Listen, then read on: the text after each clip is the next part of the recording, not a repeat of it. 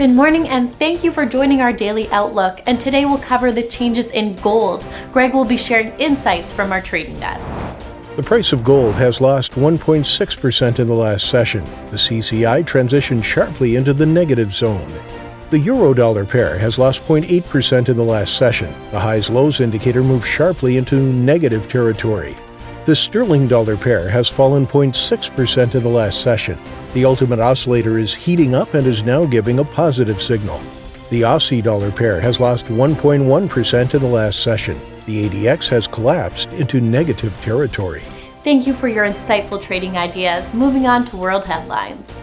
Canada will slap retaliatory tariffs on $2.7 billion worth of U.S. aluminum products after the United States said it would impose punitive measures on Canadian aluminum imports. Goldman Sachs has appointed a new global head of digital assets and, following in J.P. Morgan's footsteps, is reportedly exploring the possibility of creating its own blockchain-based answer to Bitcoin.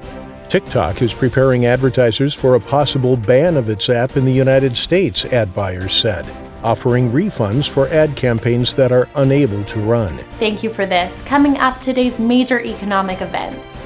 The UK unemployment rate will be released at 6:30 GMT. The German ZEW economic sentiment at 700 GMT. The US NFIB small business optimism at 800 GMT. The Canadian housing starts at 10:15 GMT.